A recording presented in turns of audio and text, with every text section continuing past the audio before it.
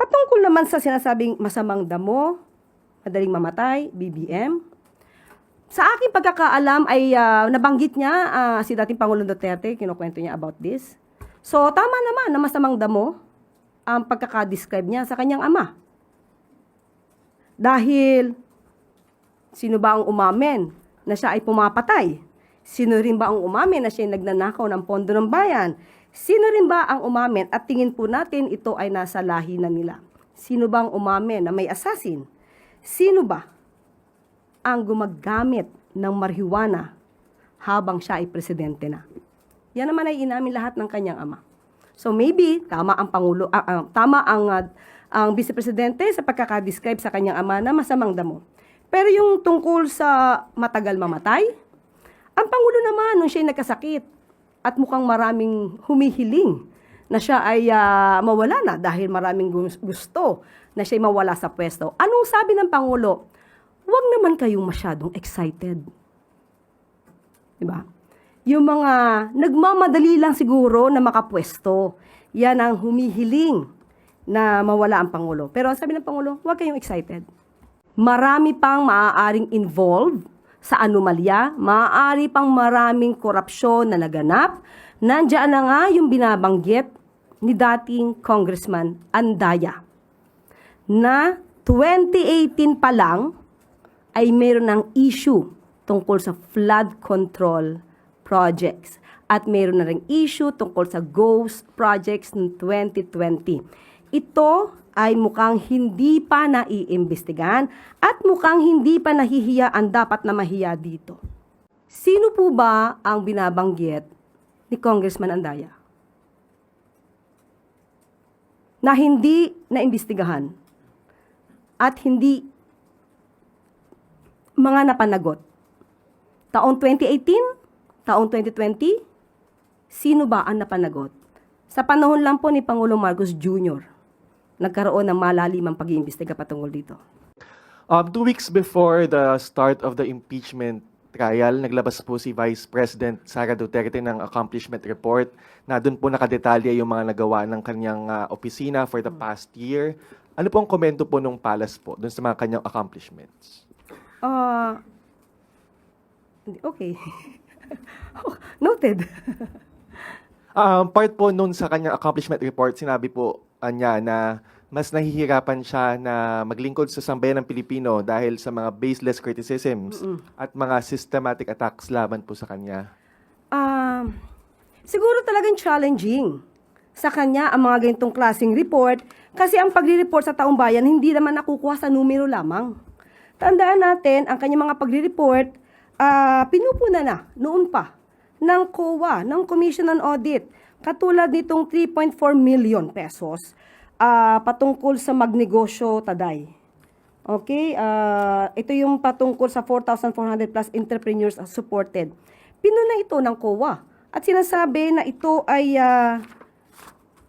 walang mga feasibility studies, walang evaluation ng DTI at ng Philippine Deposit Insurance Corporation, walang written agreement prepared by the OVP with the PDIC and DTI.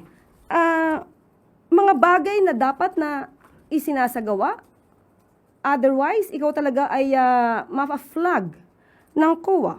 At meron pa pong mga na-flag na mga tungkol sa distribution ng mga ayuda.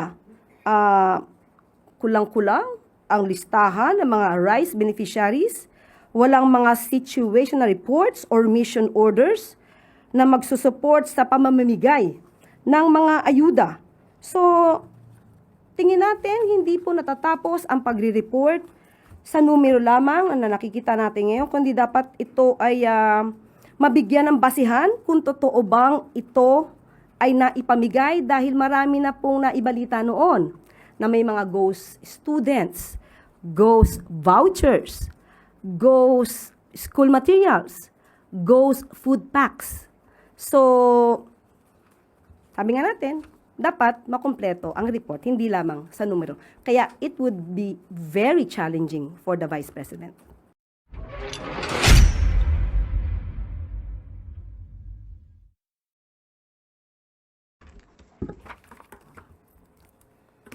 At handa na po ako sa inyong mga katanungan. Unang tanong mula kay Alvin Baltasar, Radyo Pilipinas. Yusek, good afternoon po. Yusek, merong mga mayayamang bansa gaya ng Australia, France, UK, na strict yung kanilang implementation doon sa batas nila na nag-i-impose doon sa paghihigpit sa social media access ng mga minors kasi sa issue ng cyberbullying, mental health. Nakikita po ba ng Pangulo na kailangan ding repasuhin ng Pilipinas yung access ng mga bata sa social media and eventually humiling sa Kongreso na magkaroon ng batas tungkol dito? Actually, napag-usapan po yan na nai-report nga po na itong mga batang ito ay gumon sa paglalaro ng online gaming na marahas. So, napag-usapan po na yung mga ganong klaseng app ay dapat na maban sa Pilipinas. So, maganda pong mungkahiyan at sana makagawa agad ng batas at open po ang Pangulo sa ganyang mga panukala. May effort po ba ang Pangulo na makapag-usap sa Congress para mabilis na maisulong ito, Yusek? Sa tingin po natin, kahit hindi na po kausapin ng mga mababatas dahil sa nangyari pong ito, ay mabilisan din sila magbabalangkas ng batas para po maisakatuparan ito. Salamat po, Yusek. Sunod na tanong mula kay Junel Maribohok, UNTV. Nasagot na po doon sa online games. Doon na lang po sa dagdag na budget na para doon sa mga public schools, para doon sa sinasabing mga well-trained na security guard. Bukas po ba dito yung palasyo na mabigyan sila ng dagdag na pondo para dito? Yan po ay naitanong din po natin at kung kinakailangan po talaga ay kailangan po magdagdag ng budget. Pagka ito po ang pinag-usapan natin para po sa seguridad ng ating mga kabataan at mga mag-aaral. Sunod na tanong mula kay Left Narciso, DZRH. Yusek, dahil nga po dun sa Tacloban shooting incident at sa iba pang school-related violence na kinasasangkutan ng mga minor de edad, nabuhay yung debate sa kung dapat bang ibaba yung age of criminal liability. Si Senator Robin Padilla, sabi niya, ang tanong niya, may special session kaya yung kanyang panukala tungkol doon. Ang Malacanang po ba nakikita yung pangangailangan na amyendahan ang Juvenile Justice and Welfare Act? Depende po yan kasi kung ano po makikita na version ng Pangulo at kung ito naman ay magiging mas makakabuti sa ating mga kabataan at sa pagpapatupad ng ating batas ay sasang-ayunan naman po ng Pangulo yan. Doon po sa mga tumututol, ang mga nagsasabi na hindi kailangan. Ang sinasabi po, kailangan ay ipatupad na mabuti yung batas. At isa po dun sa naging nakapaloob dyan yung mapondohan, halimbawa yung child caring institutions. Napagtutuon ng pansin po ba ito ng pamahalaan? Ganito yan eh. Itong batas po natin ngayon, hindi naman ibig sabihin na pag ikaw ay 15 and below, definitely, wala kang criminal liability, pero may mga interventions na gagawin para ikaw ay yung attitude, behavior mo ay makorek. Ang tingin natin na medyo may pagkukulang dito dahil pag inisip natin na 15 and below, hindi na kinakasuhan. Pinapakawalan na lang. Nawawala yung pagpapa-implement, pag-i-enforce nung sinasabing intervention. So isa yan sa nakikita natin na kakulangan. Pero nakikita rin po natin ang nasa isipan ng mga miyembro ng PNP na ang mga kabataan po ngayon ay mulat na kung ikukumpara noon. Nakikita po natin na pag sinabi natin ay hindi ka naman makakasuhan, mas malakas yung loob nila na gumawa ng hindi maganda. So ito naman po ay hindi lang sa gobyerno dapat manggaling, kundi pati sa mga magulang, sa mga guardian, sa mga guro, kung paano natin din ihuhubog ang ating mga kabataan. Lalong-lalo na ngayon na talagang medyo mararahas yung napapanood natin sa social media. So tulong-tulong po talaga lahat para mas agapayan natin ang mga kabataan. Doon po sa binanggit ng PNP kanina na tinitingnan nila yung 12 years old, ano po ang posisyon ng Malacanang doon? Sa ngayon, walang posisyon ng Pangulo kung anong edad. Pero kung ang sinadjust nila ay 12 years old, ito ay reasonabling edad. Follow-up question mula kay Alexis Romero. Okay na? Okay. Sunod na tanong mula kay Harley Valbuena, IBC 13. Yusek, other matters po. Did Russia ask for anything in return or in exchange for the release of the 24 detained Filipinos? Wala po. Sa bilateral meeting, inopen lang po ng Pangulo ang patungkol sa 24 Filipinos na nakadetain sa Russia. And at the time na ito ay nabanggit ng Pangulo, ito kasi ay bandang dulo na bago magtapos. Of course, hindi natin inaasahan at hindi din naman inaasahan agad ng Pangulo kung ano yung magiging response ni President Vladimir Putin. Pero ikinagulat na nga niya na may mga Pilipino na nasa Russia at agad-agad niya sinabi na patitignan kung anong estado ng mga kababayan natin doon at bibigyan ng solusyon ng naaayon sa batas at naaayon din naman sa polisiya. Dahil sinabi ng Pangulo bago niya ito hilingin ay pinauna niya na nirerespeto ng Pilipinas ang batas at polisiya ng Russia. Pero naging maganda po ang response ng Russia ni President Putin dahil napauwi po agad ang ating mga kababayan. Sunod na tanong mula kay Christian Bascones, PRTV. Yusek, isang buwan na lang bago ang nakatagdang SONA ng Pangulo. Kamusta pong paghahanda po? Naghahanda naman po. Naghahanda naman. Of course, definitely. Alright, follow-up question po. Last SONA, ang pinaka-magical word na binanggit ng Pangulo ay mahiya naman kayo. Ang tanong po ng bayan, nahiya na po ba ang sino man dapat na mahiya? At kasunod po na tanong, may katagang galing sa palasyo, managot ang dapat managot. Considering the fact na hindi pa rin nahuhuli po si former Congressman Zaldico, na-achieve na po ba, confident po ba yung palasyo na nakamit na yung hangarin sa transparency and accountability? Patungkol po sa unang tanong, tungkol sa nahiya na ba sila? Hindi po ang Pangulo at ang palasyo makakapagsabi kung nahiya na sila. Dahil yung iba naman ay hindi pa umaamin.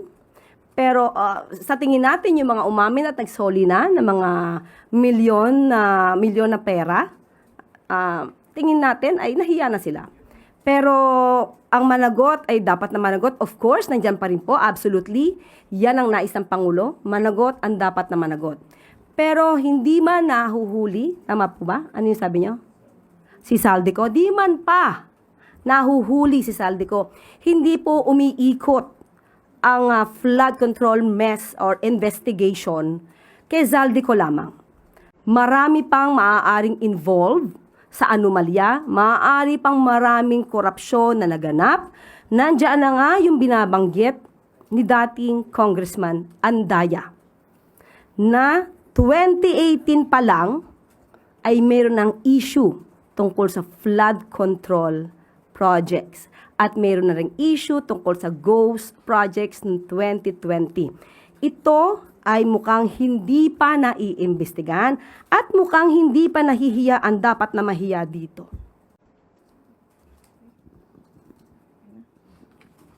Okay, sunod na tanong mula kay Tina Maralit, na Manila Okay. Times. May follow-up question yata. Sino po ba ang binabanggit ni Congressman Andaya na hindi naimbestigahan at hindi mga napanagot? Taong 2018, taong 2020, sino ba ang napanagot? Sa panahon lang po ni Pangulong Marcos Jr., nagkaroon ng malalimang pag-iimbestiga patungkol dito. Tina. Yan, good afternoon, ma'am. Ma'am, the President yesterday mentioned that muli na pong magkakaroon ng pondo ang flood control projects. Isasama na po ito sa National Expenditure Program for 2027. Kasama na po ba dito yung mga pinahintong questionableng flood control projects? Depende po. Kasi kung yan po ay talagang project at nahinto lamang dahil sa hindi ginawa, naging ghost projects, pero kinakailangan gawin, kailangan po pondohan. Paano po kaya masisiguro na hindi na po mauulit yung massive corruption na nangyari in the past? Yan po ang pangako ni Pangulong Marcos Jr. And of course, nandiyan naman din po si Secretary Vince Dizon. Lahat naman po ay nakamonitor, pati po ang DBM ay hindi naman bibigay agad ng pera kung hindi po tama ang magiging proyekto. Yun, ma'am. Ma'am, on another topic, over the weekend, Vice President Sara Duterte visited the earthquake victims in Sarangani. And habang ina-address niya yung crowd, she quote-unquote jokingly said na ang mga masamang damo matagal mamatay, BBM. Sinundan niya ito ng statement na umuwi na tayo, baka suspended na tayong lahat dahil grabe talaga silang mamersonal. Dahil daw po mahilig mag-suspend ng mga opisyal ang administrasyon sa mga nagkikriticize dito. Ang reaction po. Ang Pangulo, ang administrasyon na ito ay tumutupad sa batas. At least, ang sabi niya ay masususpend kung nakikriticize. Alam naman natin na kinakasuhan lang naman kung nagkakaroon ng fake news, nagpapakalat ng fake news. Kung sinususpend, wala pa po akong nabalita ang sinuspend. But, if ever may masuspend, kritiko, at least, hindi na EJK. Buhay pa rin. Patungkol naman sa sinasabing masamang damo, madaling mamatay, BBM, sa aking pagkakaalam ay nabanggit niya si dating Pangulong Duterte, kinukwento niya about this. So, tama naman na masamang damo ang pagkakadescribe niya sa kanyang ama. Dahil, sino ba ang umamin na siya ay pumapatay? Sino rin ba ang umamin na siya ay nagnanakaw ng pondo ng bayan? Sino rin ba ang umamin at tingin po natin ito ay nasa lahi na nila? Sino ba ang umamin na may assassin? Sino ba ang gumagamit ng marijuana habang siya ay presidente na? Yan naman ay inamin lahat ng kanyang ama. So maybe tama ang pangulo, tama ang vice presidente sa pagkaka-describe sa kanyang ama na masamang damo. Pero yung tungkol sa matagal mamatay, ang pangulo naman nung siya ay nagkasakit at mukhang maraming humihiling na siya ay mawala na dahil maraming gusto na siya ay mawala sa pwesto. Anong sabi ng pangulo? Huwag naman kayong masyadong excited. Diba? Yung mga nagmamadali lang siguro na makapwesto, yan ang humihiling na mawala ang Pangulo. Pero ang sabi ng Pangulo, huwag kayong excited. Ma'am, what do these so-called jokes? Anong signal po kaya ang nabibigay nito sa publiko? Especially, it came from the second highest official in government. Katulad po at uulitin ko, kapag ang Vice Presidente ay walang binabasang script, lumalabas ang tunay na kulay, lumalabas ang tunay na anyo. Kung kayo mismo nakakakita na hindi maganda, para sabihin ito mula sa pangalawang mataas, nag-occupy ng pangalawang mataas na posisyon. Ibig sabihin, mali ang kanyang ginagawa kahit ito ay pabiro. Thank you, ma'am. Sunod na tanong mula kay Jervis Manahan, ABS-CBN. Magandang hapon po, Yusek. 2 weeks before the start of the impeachment trial, naglabas po si Vice President Sara Duterte ng accomplishment report na doon po nakadetalya yung mga nagawa ng kanyang opisina for the past year. Ano po ang komento po nung palace po doon sa mga kanyang accomplishments? Okay. Noted. Part po noon sa kanyang accomplishment report, sinabi po niya na mas nahihirapan siya na maglingkod sa sambayan ng Pilipino dahil sa mga baseless criticisms at mga systematic attacks laban po sa kanya. Siguro talagang challenging sa kanya ang mga ganitong klaseng report kasi ang pagre-report sa taong bayan hindi naman nakukuha sa numero lamang. Tandaan natin, ang kanyang mga pagre-report, pinupuna na noon pa ng COA, ng Commission on Audit, katulad nitong 3.4 million pesos patungkol sa magnegosyo Taday. Okay? Ito yung patungkol sa 4,400 plus entrepreneurs supported. Pinuna ito ng COA. At sinasabi na ito ay walang mga feasibility studies, walang evaluation ng DTI at ng Philippine Deposit Insurance Corporation, walang written agreement prepared by the OVP with the PDIC and DTI. Mga bagay na dapat na isinasagawa. Otherwise, ikaw talaga ay mapa-flag ng COA. At meron pa pong mga na-flag na mga tungkol sa distribution ng mga ayuda. Kulang-kulang ang listahan ng mga rice beneficiaries, walang mga situational reports or mission orders na magsusupport sa pamamimigay ng mga ayuda. So, tingin natin hindi po natatapos ang pagre-report sa numero lamang na nakikita natin ngayon, kundi dapat ito ay mabigyan ng basihan kung totoo bang ito ay naipamigay dahil marami na pong naibalita noon na may mga ghost students, ghost vouchers, ghost school materials, ghost food packs. So, sabi nga natin, dapat makumpleto ang report, hindi lamang sa numero. Kaya it would be very challenging for the Vice President. Sunod na tanong mula kay Ivy Reyes, Billionaire News. Hi, ma'am. We know the palace doesn't want to intervene in the impeachment trial of the vice president, but what does Malacanang make of the defense team's wishes to omit or remove 28 documents from the prosecution's presentation of evidence? Isa po dito yung SALN ng BISE on specific years, and we know how much value a SALN holds as seen in the conviction of Corona before. Katulad ng sinabi mo, hindi naman makikialam ang palasyo, ang administrasyon sa magiging trabaho po ng Senado. Pero sa ating pagkakaalam, ito yung pinaka-core. Ito yung pinaka-meat ng kaso, ng complaints laban sa kanya tungkol sa di umanong unexplained wealth. So, kung pinapatanggal niya ito, papaano niyang maipapakita sa bayan na siya ay tuwid at malinis at walang unexplained wealth? And follow-up lang po dun sa pagtao niyo po ng reasonable dun sa edad na 12. Is that a confirmation that Malacanang is for the lowering of the age of criminal liability? Wala pa po na pag-uusapan tungkol sa edad. Pero ang sabi nga natin, kung ano man na maibibigay na version ng Kongreso, at titignan po yan ng Pangulo. Pero sa ating pagkakaalam, yes, open ang Pangulo kung mabababa man ang edad po. Okay, sunod na tanong mula kay Maricel Halili, TV5.